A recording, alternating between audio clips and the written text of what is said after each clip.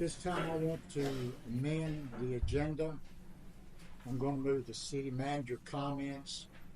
Uh, right now, I want to introduce you to the interim city manager, Tina Tobin, and she wants to address the commissioners and you as well. Uh, but she's going to be down there tonight for this. So,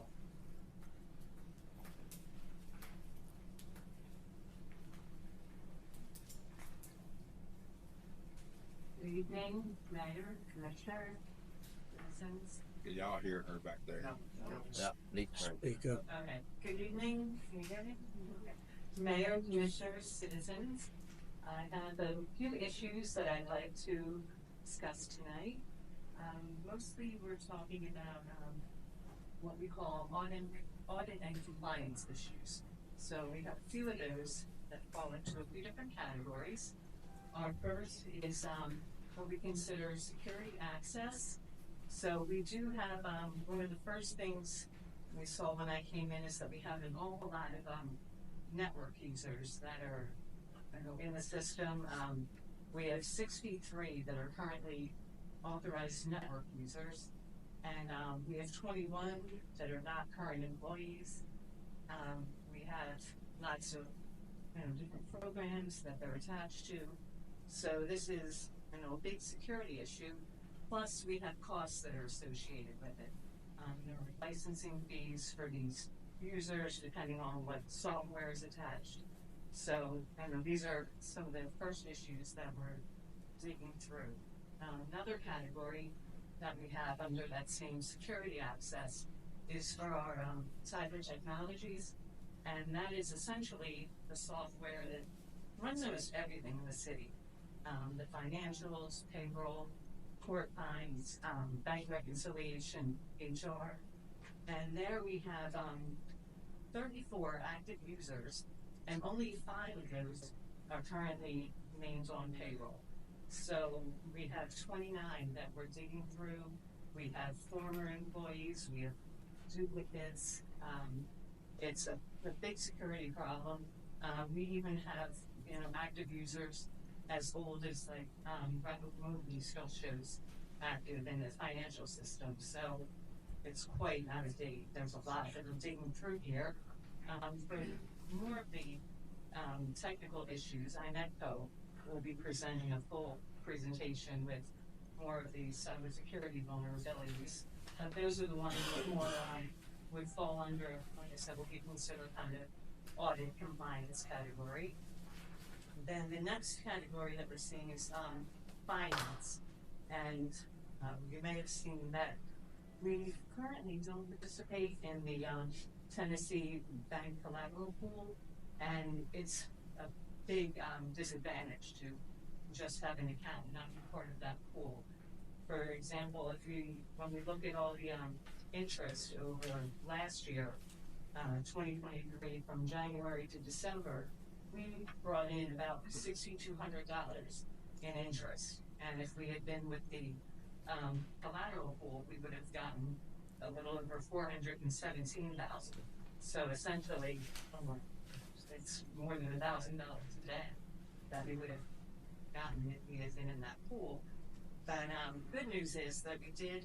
I spoke to the branch manager at Farmers. They are our current bank, and they are part of that pool.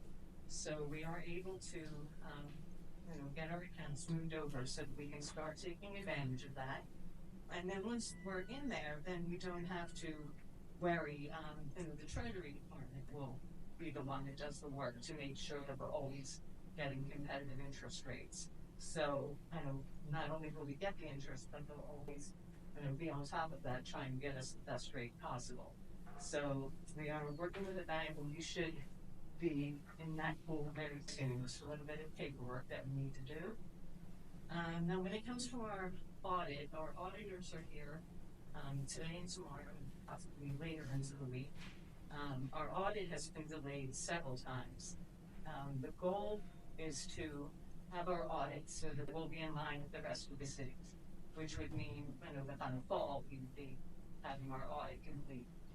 That's when the majority of the municipalities have their audits complete.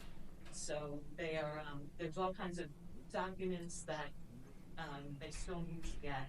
We have some issues with bank reconciliations, some proper checks and balances, again, some procedures, and those are the kind of things that we're working on. We're fairly out of compliance with what they would like to see for proper procedures, so that is something that's easy to follow. So we're working with the auditors on that, and we're working with MTS. They did go through our financial procedures, and they definitely think that we need help. So they will be out here mid-month, and they'll be helping us with those procedures. And that's where we are right now. Any questions? Thank you, Tina. Thank you.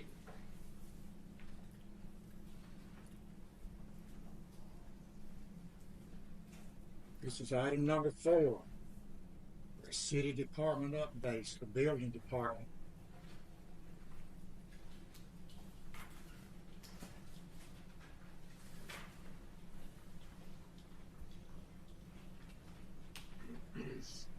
If it's all right, Commissioners, I'll cover building and planning, Yes, sir. Be fine. stormwater. Currently, we've had 27 inspections this past month. Only one new home permit issued. I think it's the weather. Building slowed down in January. We got the planning commission is canceled this month. None of the players who've gotten a pipe, 6 Springs, or Culver's Crossing are ready to come before it just yet. We're still contracting Sean Hagan out of White House. He's doing a good job doing our inspections for us. So that's still on track. He's happy to do it. We'll need some clarity on how long he can do that and how much we need to spend at some point. We sent one stormwater violation letter to Ryan Homes. They're having a little leakage into Sulphur Creek. They're on it and addressing it. It shouldn't be an issue. The state seems happy with that solution. And our new software is proceeding. We're still in the testing and refinement period. And they're putting out permits, going through some test permits and seeing what they look like and seeing what we can add and take away. Any questions? Yeah, I have a question. What is the limit that the city manager can sign to continue to use Sean Hagan? How much and how long? Because we've needed some kind of solution to that. Anybody? City manager, attorney, anybody? Up to $10,000.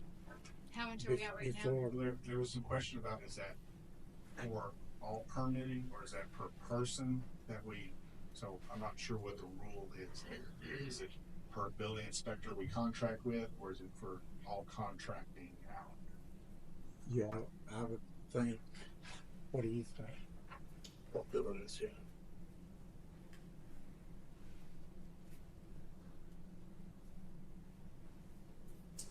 Was there a formal bid on this? No.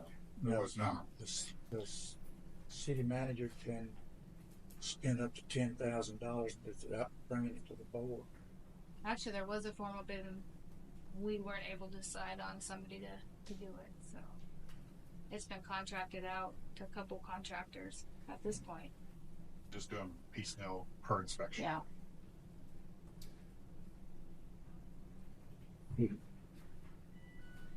I'm reading the ordinance here. It's 2-213 is the ordinance. Can I address that? Yeah. Okay. Yeah, we are trying to understand where that limit is, and we do have some bids that are going out because in case we do need to get it out to bid. So we are working on getting it out to bid, but right now it's not totally. We're not 100% sure.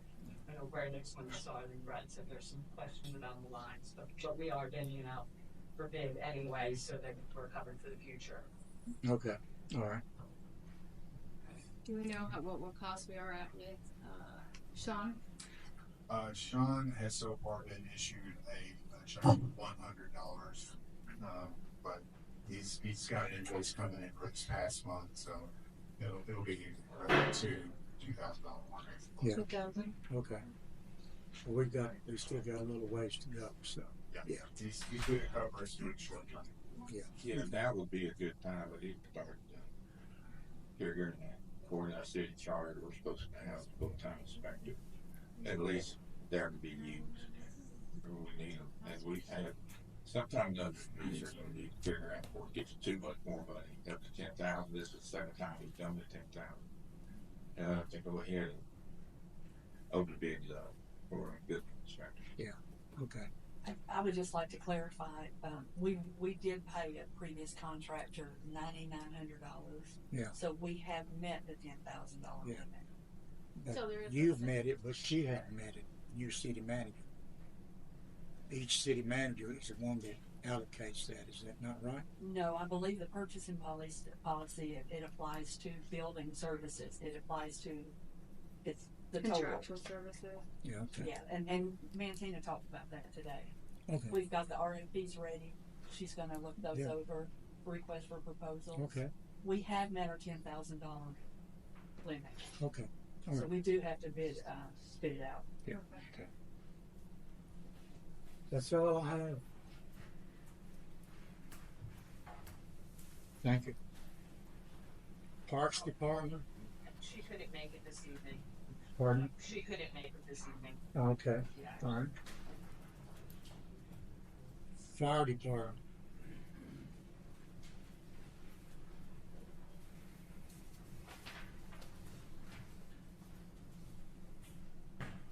Good evening. good evening, Brenda. You all should have my monthly report. I was a tad tardy getting it turned in, so I had to print it and hand it out. You'll notice that there's 81 calls for service for the month of January. We were at 80 calls for service last year for January, so we're about the same. I was asking Brad earlier, so we started doing quite a few fire inspections for the sprinklers for the residential homes we've got going on, and they're not included in Brad's report. So I will start including an inspection tally just for you all just to know. Like today we had 7 scheduled for finals for home inspections over Ryan Homes. We did 6, all 6 passed. We've got 5 more scheduled for tomorrow. So they're moving very quickly up there. Just quick math. There will be 556 inspections alone at Ryan Homes project just for the fire department. It's 2 inspections per home, 2 inspections per counter. So just to kind of give you an idea how many inspections and how much time we'll be spending up there. But it's for good calls, and we're excited about it, and everything's been going good. We finally got our fire truck that was struck back in August. We got it back in service a couple weeks ago, so it's back and on the road. We've got another truck at the shop right now. It should be delivered back to us tomorrow. And some pretty significant repairs will be done. But other than that, it's business as usual. Busy. Inclement weather we've been dealing with, so we've still been cleaning and finding salt everywhere and getting everything cleaned up. But Yeah. it's been business as usual for us. Any questions for us? No, sir, I don't Any have, concerns? anybody have any questions? No. All right. Okay, thank you. Thank you, guys. Chief. Item E, Police Department. This is our new interim police chief, Brian Morris. I think y'all got what I sent over. I think there was some maybe questioning about how many actual officers we do have. Right now, officers that are certified to work the road by themselves is 8. That's what we have. Has one left. It says 9 certified officers on the road on the report. 9 would be counting me. Okay. So we have myself and 8 plus that, you. that can work by themselves right now. I won't read the whole thing to you because I'm sure you've already went over it. Other than what you have in front of you, I've been going through the cars, and it looks like we have a total of 18 cars in the fleet. With that being said, all of the F-150s that we have, we shouldn't be using. They're not police pursuit vehicles. They're not rated for police work. Yeah. One of the guys gets in a pursuit in one of these and something happens, I'm sure the insurance company's already told you we're going to be in big trouble for that. Do you have any questions? I have a complete list of every vehicle we have that I can give to you as well. I actually have a couple questions. Okay. Outside of the 8 certified officers, how much staff do you have exactly? And can you tell me what positions they're in, like patrol officers? So you have 8. How many patrol officers do you have? Other than patrol, we have a full-time detective, we have a lieutenant, we have a sergeant. The rest would be patrol. What about admin? We have a records clerk, office administrative assistant, and we now have a evidence custodian, Who's the evidence custodian? Candace Sexton. When was she hired? I believe last Monday.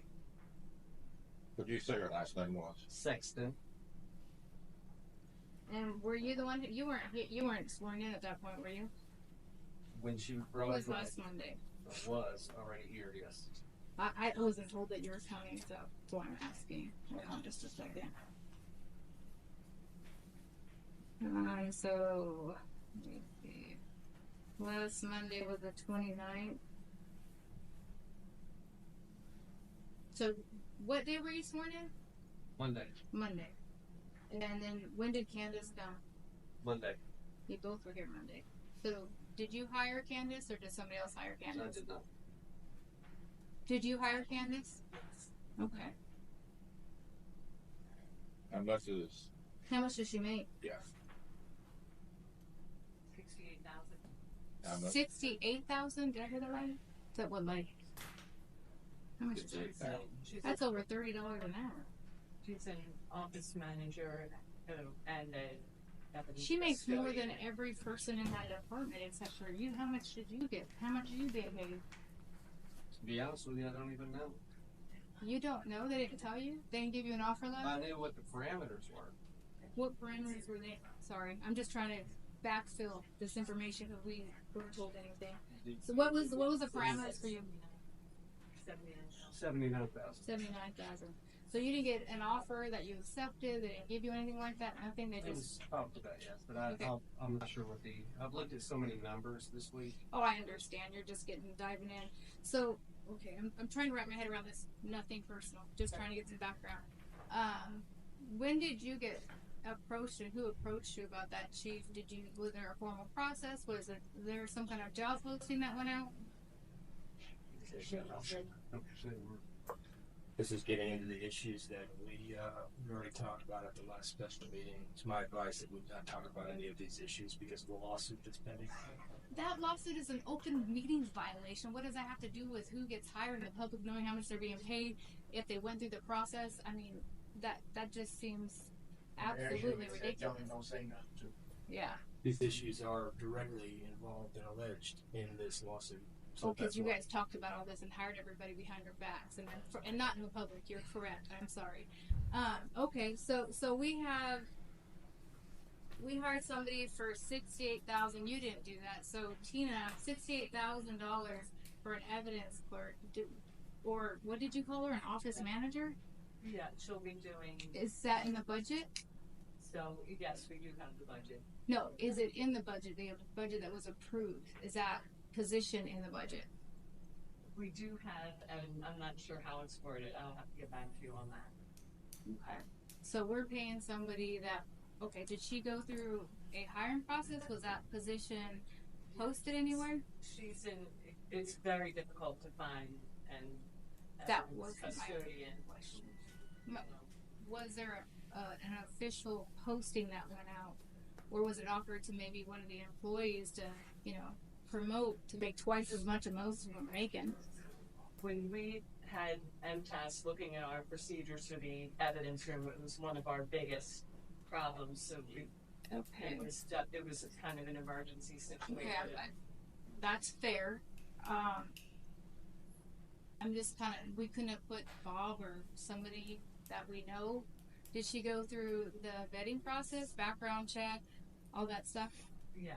And she's Oh, I'd like to still see that. She's still got some paperwork pending. So What got her- paperwork? I'd have to double check that You- because we have sent her Okay, out okay. for every. For Who these does that things. here? We do it at the police department. Okay, so nobody knows. I mean, you were just hired, so I can't. Do you know what she has and hasn't finished? Has she had a Her background check? background is in process. Her fingerprints, we had issues with it when we tried to set her up with Identigo, which is the system we use to fingerprint people. Because when you use Identigo, you have to put where that report is going to go to. So for police officers, it goes to post. Mm-hmm. There is not one for evidence technicians in the Identigo system. So what we're going to have to do is fingerprint her through the county to get it sent to the state. So it was such an emergency that we hired somebody that we don't have a background check that's pending. We can't get fingerprints for. They're over the evidence room. That seems like that's more of a liability than like putting one of our officers that we have vetted already to take care of the evidence room. Well, And I know you didn't do that. No, I get it. But I can answer your question. The only reason we're doing what we're doing is because it has not been done properly in the past. So we're going to improperly do it by hiring somebody we don't know the criminal anything because we don't have a background check, we don't have fingerprints because of issues. I don't understand how that is less of a liability than waiting to make sure all that comes back okay. Or We having are one of our officers. We are waiting. We haven't. So she has not been in the building, she hasn't been in the evidence room, she doesn't have keys to the evidence room or any part of the building that goes up to the police department. We have toured the evidence room with an officer. Yes. Does she have access to the building, to the police department, or the evidence room? She does have access to the building, And to what part of the building? to the police department. Does she have Does she have access to the evidence room? That I'm not sure of. I'd have to ask Bob. Is Bob here? No. Wow. Okay. I that just floors me. I'm kind of shocked right now. Yeah, I'd like to know if she has access to the evidence room. You know, what is shocking to me is the state the evidence room is in. Oh, I don't know. I don't disagree, but I think it's shocking that we're gonna have somebody have access to it. Maybe, I don't know. But I'm surprised that our city manager and you, not picking on you, don't know who has access to the evidence room. That concerns me.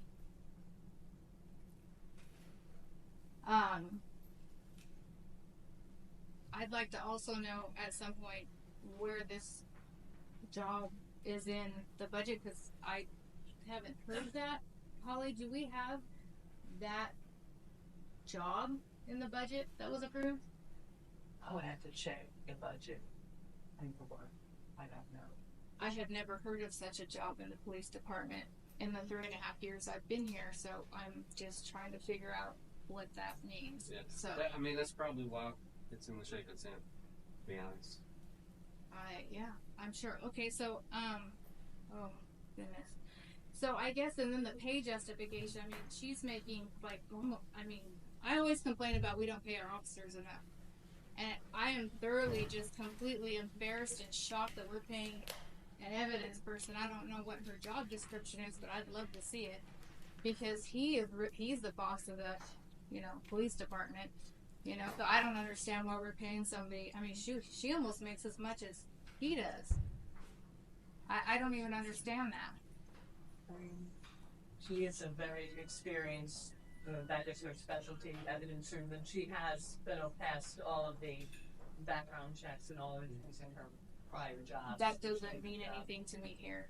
I don't care about what she did in her prior jobs. I care about following the process here in Millersville, which you obviously didn't do if you're the one that hired her. I mean, we had just so many problems with the evidence room. We had to get commercial locks on there. We had, That's just an excuse. I'm not trying to cut you off, but that's just an excuse. I'm just hearing excuses. So for me, you said MTAS told you had to fix that problem immediately. So do you have that in writing that you can show me? Because I'd like to see where MTAS gave you that advice. We have the information about not having the proper logs, the proper procedures, and we don't have any kind of evidence logs, so we needed to move forward to get that corrected. Okay, and I'm okay with that as long as it's in the budget. And I mean, I'm not okay with somebody being hired before the chief you bring in, and you choose somebody for him instead of talking to him and going through the process. You know, I have a problem with. I would be shocked if this is in the line item budget that we have. If it is, I'll apologize. I will apologize. But I don't remember ever hearing about this position, let alone at $68,000 when we pay our officers. I don't know how correct this is. I'm not going to call out the officers that are in here, but you know, they don't get paid more than $23 an hour. Candace at $68,000 a year is $32 an hour. I would be ashamed if I was a leader in that police department to tell my officers that they were only getting paid, you know, between whatever they are, you know, $21 and $23 an hour. I mean, the lieutenant makes less than she does. I'm shocked.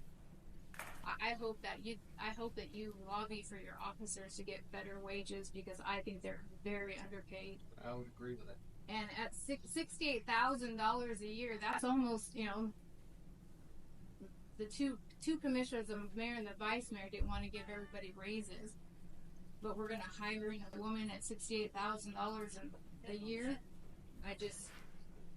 That's a shame. You'll be lucky if we have staff left at the police department.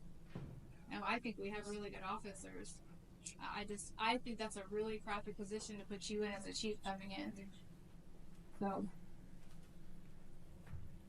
Anything else for me? Okay, moving on. Yes. No, I have one more question too. Okay. Go ahead. You may go ahead. Go ahead. Okay. I just need to check on this conflict of interest here. Mr. Brian Crow ever represent you, Chief Morris, in a lawsuit? Yes. I feel like it could be a little bit of conflict of interest for the city. I don't see it.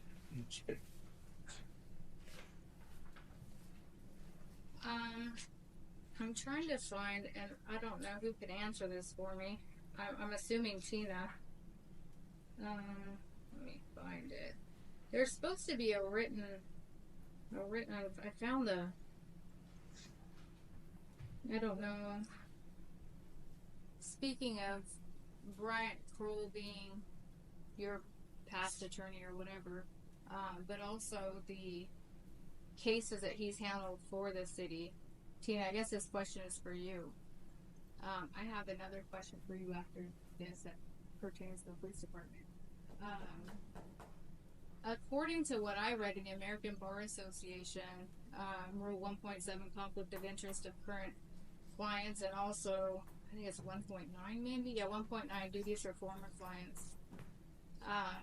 What I understood is that there had to be a written informed consent from Millersville because we're the client, and I'm wondering about the former clients. Was there any written consent given?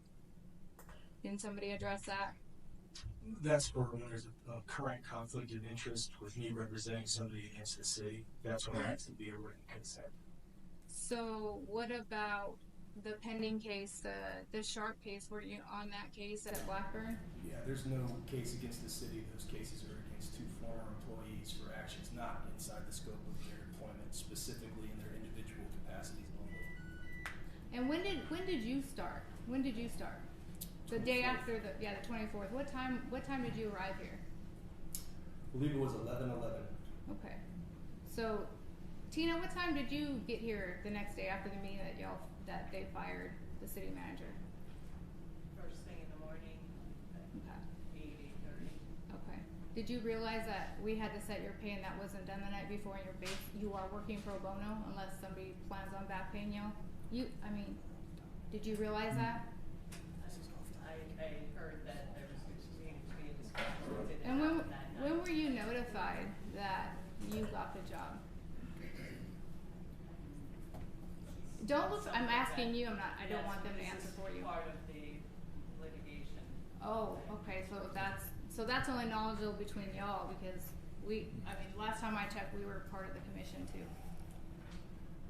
Okay, moving on. No, we're not Item moving number on, we're not 5. moving on, I have questions for him still. Okay, I'm just trying to put the pieces together, cause there's 2 of the 5 of us that haven't had that, so, the update. So as far as your background, the background that you're doing to hire your officers, I know that, Chief Richmond was in the process of changing that.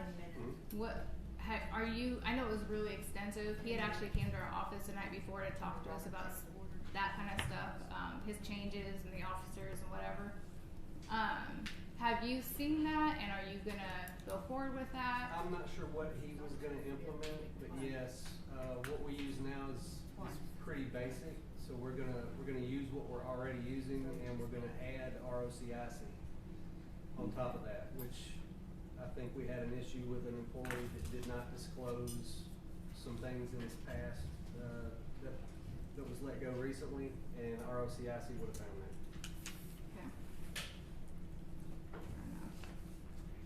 Okay, moving on. Robert's rules is 10 minutes. Item number 5. Ordinance 23-806. Public Works. Jerry, I forget you every time.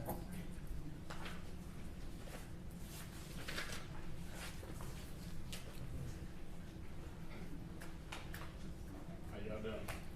Good. Doing good?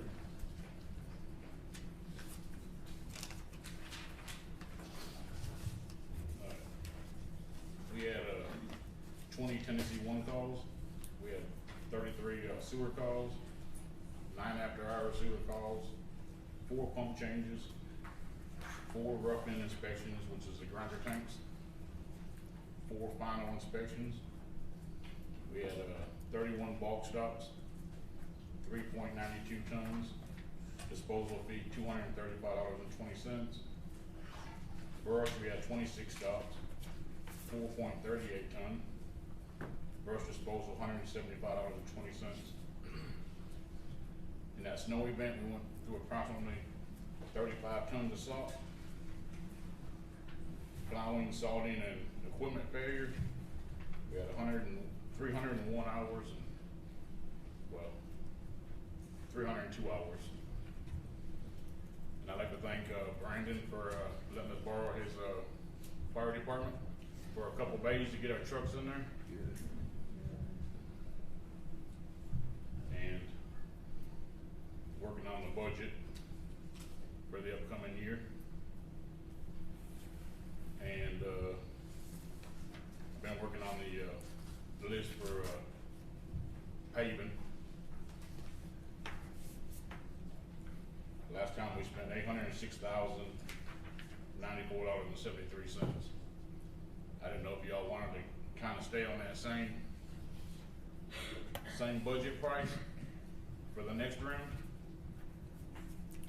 Our balance is $1,566,247.27. So I don't know if you wanted to kind of stay within that 806 range. Maybe get about 15, 16 more streets maybe. How close you getting all of them, Gary? We got 46 streets left. Really? But all of them don't have to be milled, right? No, a lot of them ain't gotta be milled. Only ones that need to be milled would be Quailwood, Turner's Bend, North Point, Cimarron, and Willow Creek.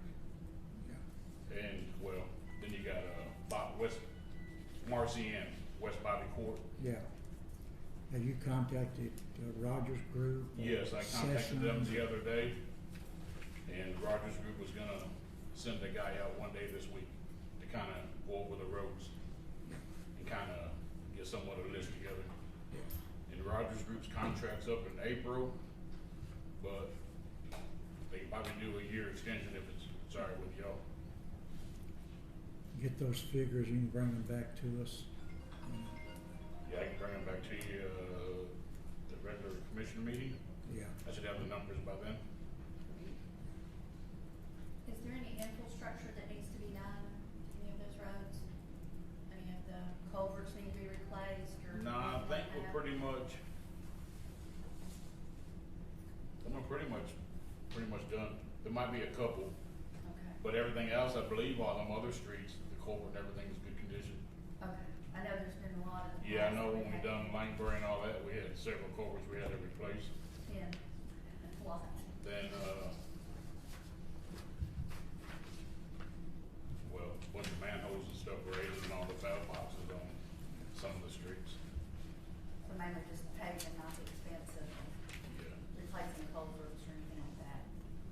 Okay.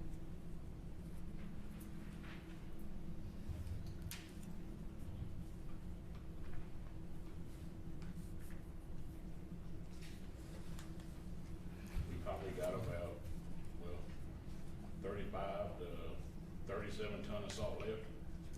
So if we got another event, Yeah, if we had to, I can get a load of sand and kind of mix it, kind of stretch it out a little bit. yeah.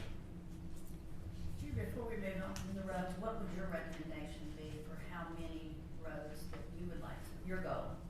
Under the 45 or 43 you said, what would your plan? Yeah, I'm thinking if we can go about 15 again like we done last year, Mhm. then that'll give us, well, you're about 25, 26 streets left. Okay. Yeah, Well, my calculation is right. yeah. And you've already got that list in priority? Well, I got it.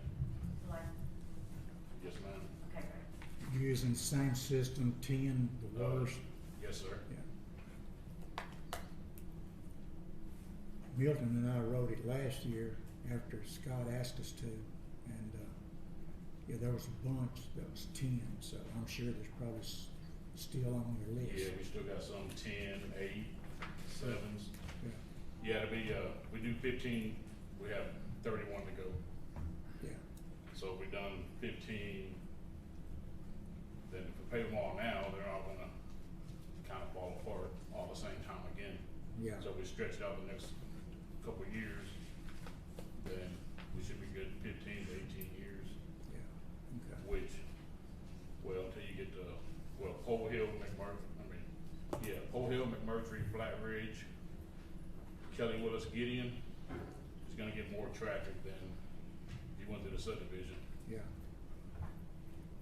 Yeah, there's Willow Creek, not Willow, Williamson Road, Slavish Creek is highway traffic. Speaking of Pole Hill, there was a guardrail that the resident lived there wanted a guardrail because of people coming around that curve and losing control. And what's the status on that? I was reaching out to, R&D Construction out of Pikeville, Tennessee. Two voicemails, emails, no response, so this morning I reached out to REO Fence Company, and they said it's gotta be state approved. They don't do it, but they got somebody that can do it. And I haven't heard anything back today on that. So I'm still working on that, and I'm still working on, well, that drainage up there behind all them houses on Blue Ridge. Yeah, I got one house up there that's got a privacy fence, and reached out to him and told him he had to move his fence off the easement so we can start getting started on that. So he's gonna check on fence prices and all that to have him move it. He told me to call him back, Monday. So we can do that, yeah, and we get started on that. yeah. And I'm still working on the, quote for 300 Pole Hill. Okay, You talking guardrail at Pole Hill? Yeah. Mr. Then I gotta get, I think it's Blue Incorporated give us a quote on the one at 409 at the bottom of the hill. Yeah. They give us a quote, but then there's another car wreck during a snow event. Yeah. So I don't know if it's the same amount of damage or it's gonna be additional damage. So I have to get them back out here to look at that again. Do they not turn them in insurance companies, their insurance? Yeah, we do. We got all that, I looked at all that information in their office. Yeah, we get the police report from the police department, then I give it to Holly, then I get the quotes from the, guardrail people. Yeah, a lot of them contractors won't do it because they say it's gotta be state approved guardrail. they want an engineer letter and all that. That engineer letter is gonna be about just as much as that guardrail is. Yeah. Well, if you can save one life, one kid's life, a child's Yeah, life, yes. you know. Yeah. I went up there and looked, they need some relief to stop that, so. I wanna thank you for calling TDOT and getting these potholes on 31W. Yeah, I called them, I know, Brandon's called them a couple times, done that app on a couple times. Yeah, I called TDOT Wednesday, he said he had 500 work orders between Portland and Millersville. He told me, he's like, well, you gotta start in Portland first, that was worse than ours. He's like, I'll get out there Thursday, I can't make it Thursday, I'll be out there Friday. Yeah. So, he showed up Friday, then they run out of asphalt. Then the asphalt plant wasn't running topping, so they got rest of the asphalt this morning and finished it out this morning. Yeah. All right, Jerry, thank you. Anybody got any comments? Thank you, Jerry, for your Did you work. call Mr. Waldron? Who? Mr. Waldron, he's the supervisor of TDOT scheduling. No, I called, Rory Longnecker. Oh, good. Yeah, I called Mr. Waldron and, glad you did too. All right, Jerry, thank you. Alright. Item number 5, ordinance 23-806, an ordinance to repeal ordinance 22-781, fire sprinklers in 1 and 2 family dwellings, and amend 22-788 sprinkler chart. Brandon, you want to come up and?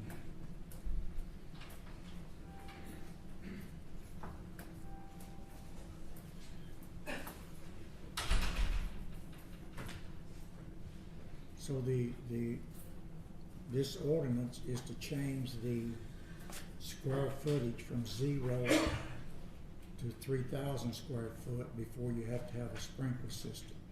Would you like to comment on that? What your thoughts are? There aren't any 3,000 square foot houses being built in the city. I mean, I know there's multiple reasons as to, why you all are entertaining this.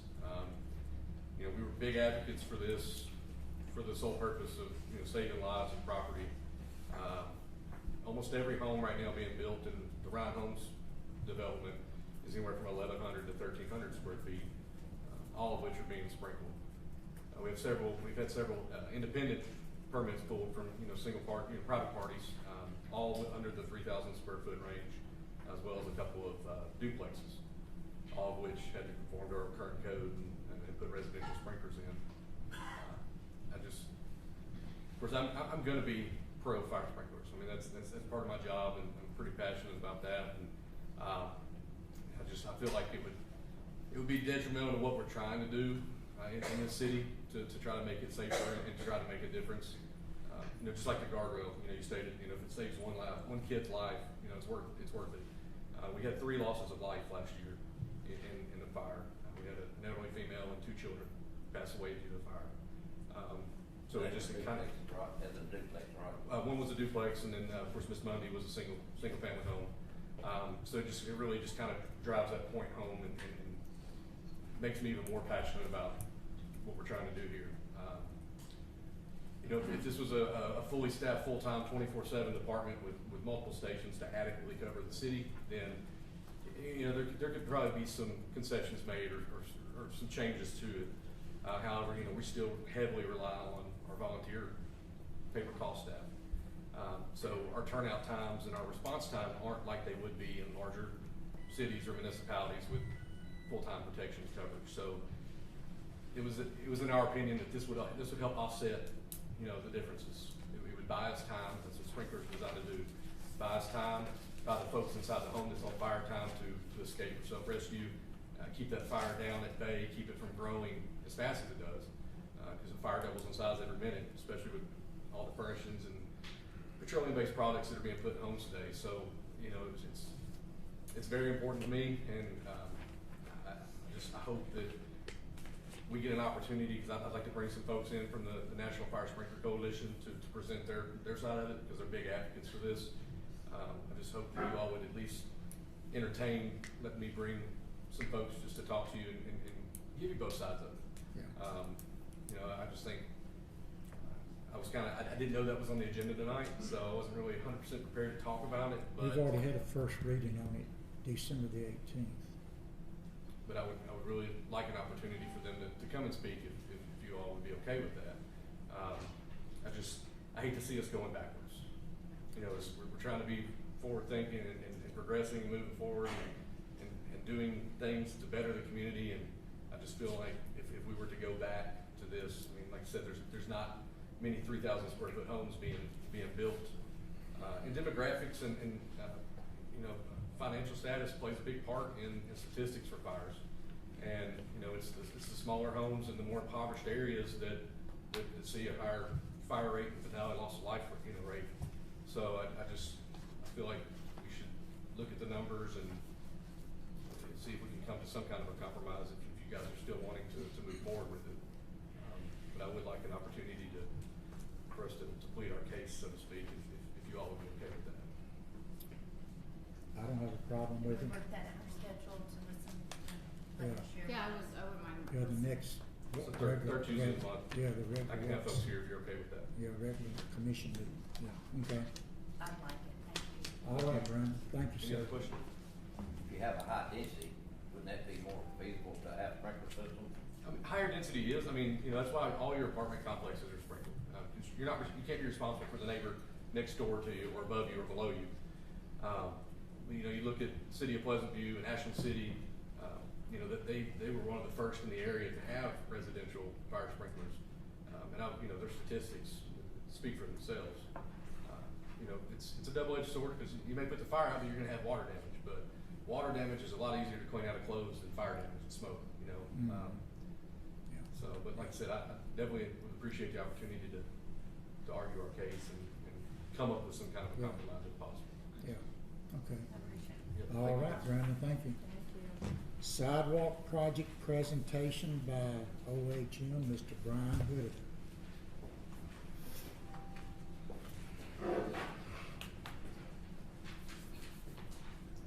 Tonight, we held a public meeting for everyone to come and take a look at the project that was going to be involved or affected by it. Started at 5 o'clock prior to this meeting. We had a couple of people come. We went through the project in detail with them. Currently, the project needs to be ready for letting by July 31st of this year. We will be done with the construction plans and turn it into TDOT by the end of this month for their approval. Moving right along. Yeah, so you're ready to put out bids, we're ready to put out bids on this That's correct. It'll be part of TDOT letting bid the end of July. end of July? Okay, good. Okay, I didn't know about the 5 o'clock meeting, so, sidewalks going from the south side of the elementary school on the west side down to the south side of the, library. It's going from City Hall here all the way to the library. That is correct. And the one on the east side starts past C. Smith. And it goes down probably parallel to the library, is that correct? Yes. Okay. Does that, I know we've been over this over years now, several years. This has been going on for almost 11 years, but we changed our first TDOT, bid that we received because it was taking 14 foot off the west side, 31. And they asked us, can we shorten that up a little bit? So they said, you'll drop speed limit from 45 to 40 and go 12 foot. Is that correct? That's what we done. Yes, so basically the sidewalk, you do have a small grass area between the edge of the pavement before the multimodal pathway starts. Okay. There is one area to help avoid an existing home that we've deviated a little bit and gone back closer to the highway. Then once we've cleared that house and that property, we've pulled back up to where we originally designed. I remember when we discussed that. We also discussed over the years, and I just have to get you to refresh my memory, Alex, because we've been over this so many different times. I asked several years ago when we, in the commission, if we was gonna take the culverts, the bridges down here, which are culverts, because they're not really bridges, because they're square bottoms, that makes them culverts. And we was gonna paint those. Mhm. And I think Dan Toole was on that with us, and we was gonna paint them either white. There's two colors we can use, white and another color. You remember what that was? It's hard to remember the exact color name, but it was basically like a passive beige is the best way I could put it. Yeah, so we sort of decided that on the beige, because white will eventually turn off a little bit, and to do both bridges, and we was gonna, if I remember correctly, I'm just asking you, Brian, I don't wanna put you on the spot, but we also are gonna build passive bridges to the west of that. On each culvert, like we've done down at the community center from the lower parking lot to the community, we had those walkways going up. We was gonna build those on the west side on both of the culverts. Is that in the plans?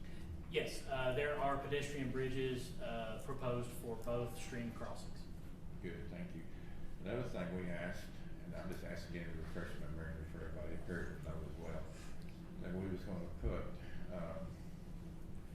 benches, it was on the bridges, on the past side of the bridges for folks in the city walking to sit down. It was also, we had talked about some kind of tree line or something for culture, something flowery to make this is our main road, to make it look a little better. I don't know if it ever made it into the budget or not, or into the bid that we had asked for. Mm-hmm. Is that still applicable?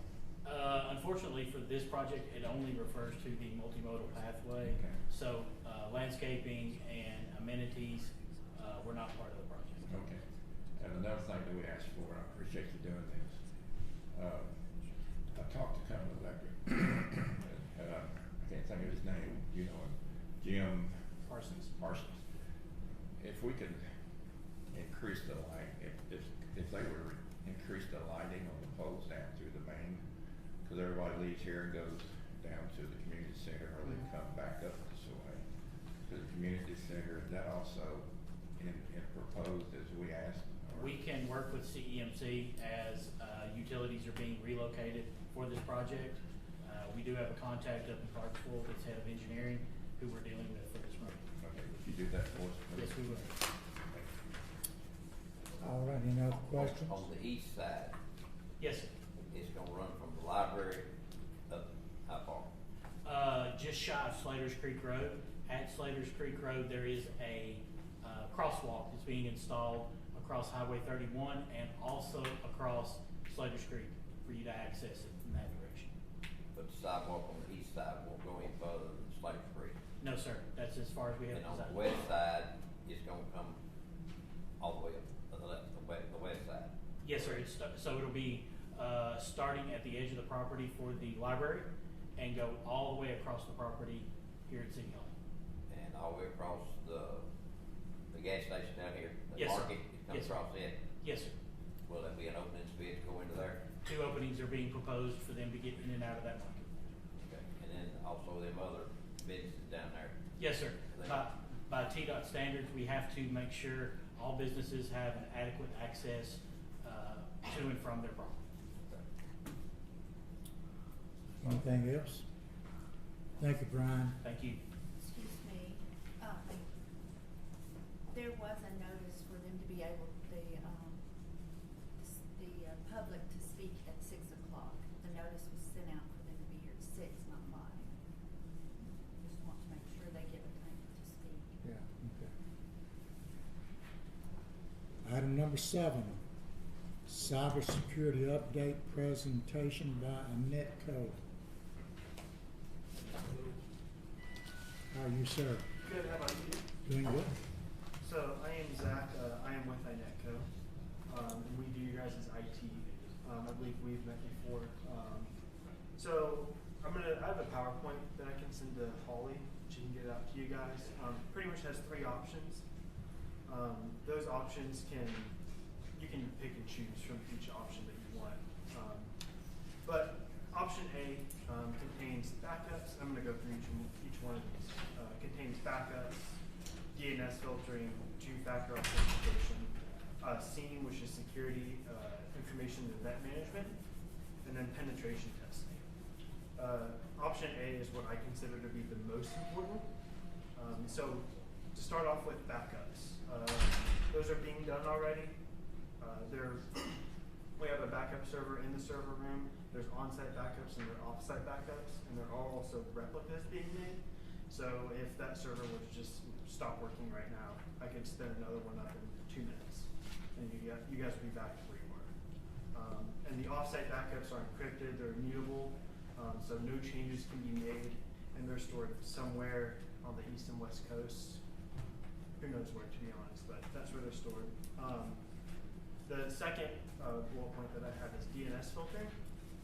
So that's domain name service, and it's pretty much when you type in YouTube or Google.com, it points it to an IP and sends you there. There is a filtering service that we use called DNS filtering, and that one is $2 a month per user. So if you have 40 people, it's $2 a month per person, and it just filters the web traffic, and it prevents people from going to malicious and unwanted websites. So you don't go to a website and click on something, download a virus, and then it wreaks havoc on your network. The second bullet point that I have is two-factor authentication. That is mostly with Microsoft. That is free with Microsoft. That just requires user training. So when we decide to set that up, I would come here, spend the day here, and help people set that up, as long as it takes. And it's just an app that goes on the phone. You can have it send you a text and stuff like that.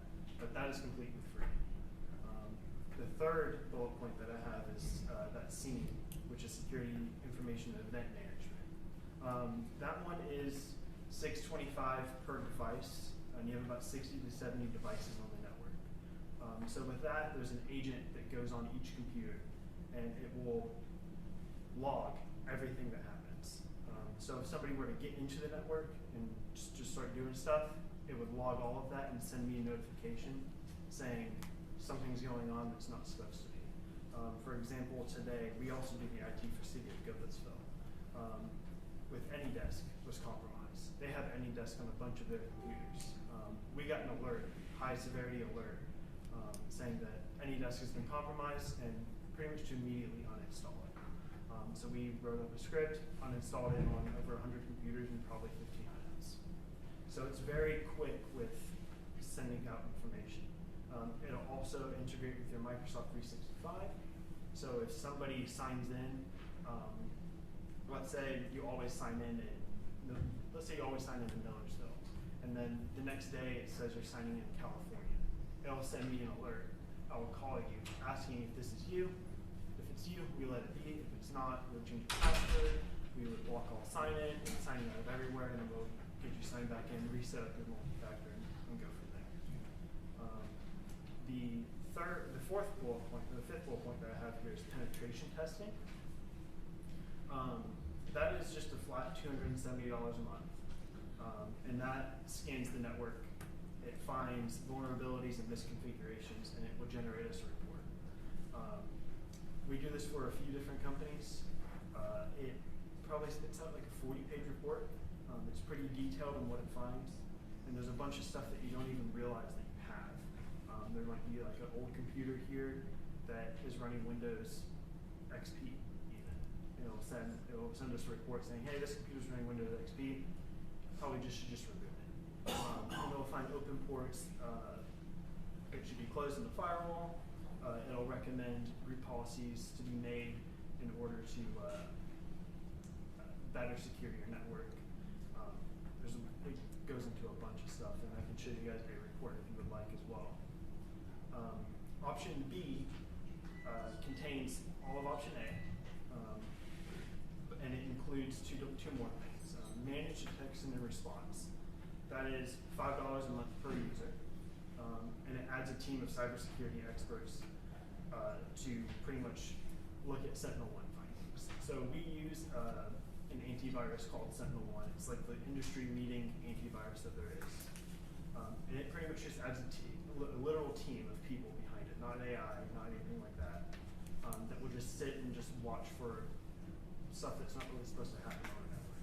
So if somebody runs like a command that elevates privileges, it would see that. It would see that as like a lateral movement, and it would just completely quarantine that device from the network, just take it off. No one can get to it anymore, it can't go anywhere. The next thing on this one, on option B, is password management. That one is $3 a user, and the password manager is called Passportal.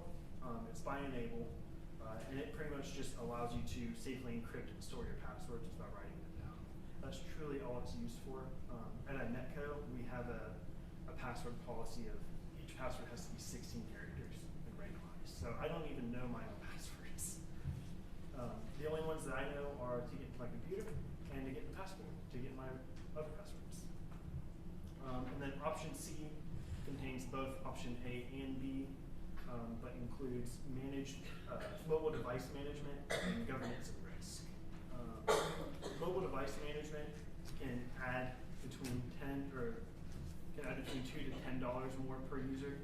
It depends on the 365 license, the Microsoft license that you already have.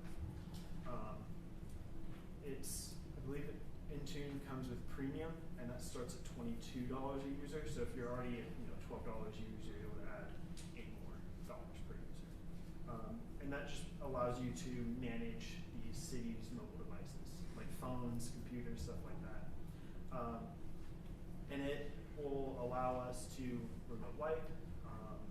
You can ping the device. You can remove the passcode. So if somebody leaves, they have a passcode on their phone, we can just click the wipe passcode, and then you can get back into the phone and reset it from there.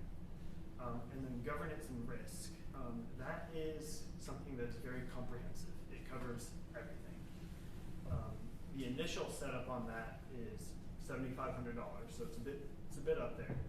Plus $8.33 per user per month. That is a comprehensive audit and documentation procedure, risk assessment, and it includes creating policy and documentation for literally everything IT related. That one, when we had our demo with that, they said, yeah, this isn't something that you do in 2 months. They said this can take years to complete. So the initial setup for that is $75 and then $833 per user. And you just literally ask questions. Like, what's mission critical data? What do you need backed up? If something were to, like a tornado were to come through and completely wipe everything out, what happens then? Where do you guys move to? Something like that. And that's pretty much all that I have right now. And like I said, I'm going to send this to Holly. She can send it out to you guys. Okay. You can pick and choose which ones you want. If you don't want something, if you want something. But I pretty much have option A is the one that I would strongly recommend. Just to be kind of up to compliance and something that pretty much meets the bare minimum, in my opinion, of how any real business municipality should take their cybersecurity. That's pretty much what Callista's got, isn't it? They have everything except option C, which is the mobile device management and risk and governance and risk, and they don't have password management. Yeah, okay. But they have everything else. Okay. In fact, I am the system admin for Millersville as well. Okay. So, Any questions? Yeah, I have some questions. Yeah. Or actually, Paula might be able to answer this. How long have we been using this company? Long time. I started back in 2022. I think it might have been 2021. Okay. Because I think you guys were Was it applying Steve for us. Colley? Yeah. Was the city manager at the time. Okay. Was it a Netco that did this cyber checking, whatever, that said that we weren't backing stuff up? Was that your company that did that? We've talked to Steve and Scott about backups before. They just never got anywhere until recently. What do you mean they never got anywhere? Explain that. We would ask, we'd be like, hey, we should really do these backups, because we're not going to force anybody to do something that they don't want to do. We've just been saying, hey, you should do these backups, and it costs too much. You guys technically did have a backup before. It's called iDrive. It is not a real backup solution. And how long has that been in place? Do you know? Since Roger Lancina's I'm sorry, since when? Roger Lancina, he was the original one who set that up. Who was our IT person before we hired Netco. I remember Roger.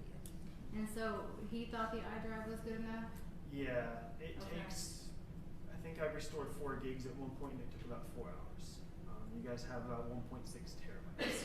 So, but everything was recovered. There are no issues. We haven't lost anything. No, you haven't. But if there was a disaster that would happen with iDrive, it would be, I say weeks before you really get back. So iDrive's what we currently have. We have implemented our backups, but technically we have both. You can probably cancel iDrive at this point. But And when did we get the other backups? we set that up about a week ago. A week ago. Okay.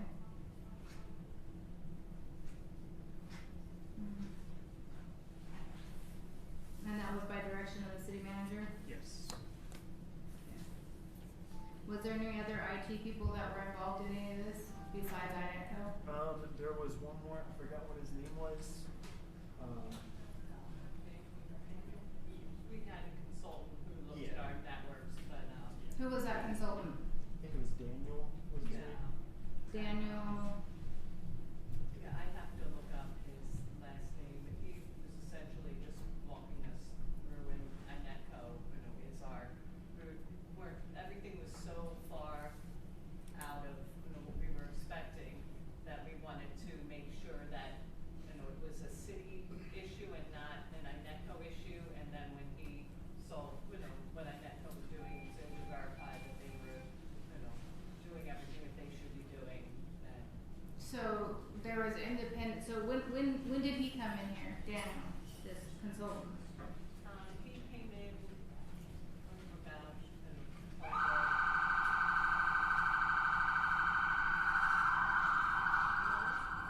he came in on this right before INETCO did their presentation, just to kind of sit in with us and be able to, I guess, just analyze what they were doing. And So- very pleased.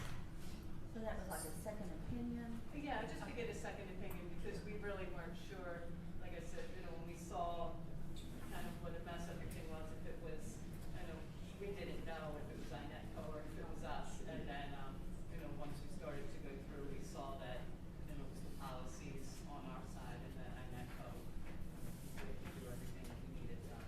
So we were worried that INETCO wasn't doing their job, and that's why we hired a consultant.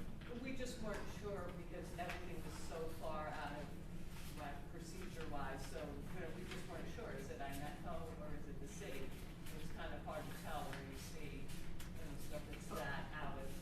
I'm just trying to. So how much did the consultant cost us? The consultant hasn't given us a bill yet, but it's. Okay. So The consultant generally charges about $100 or something like that. $100. How much time did he spend here? We only owe him $100. He wasn't here for very long. And where did you find this Daniel person? Where did he come from? He was highly recommended from someone that I know from the industry. So. Okay. My concern is I have a picture of Jeremy Mansfield, who's a part of the SECR, who is involved on, I think, your website. Yes. What is his affiliation with INETCO? I think we've actually moved away from him, if I'm correct. I would have When to you get say with moved Donnie. away, what does that mean? What did he do with INETCO? He just managed our website. That's it. Okay. In fact, we had issues with our website recently. I would have to double check with Donnie, who's the owner. But I think we've recently moved away. I'd have to double check. Okay. All right, Zach, no, thank you. I'm not done. So Mansfield was just your website hosting person that dealt with that? Yes. Okay. And then, I guess, you don't know the consultant's last name, Tina? It's just Daniel? We don't know how much he charged or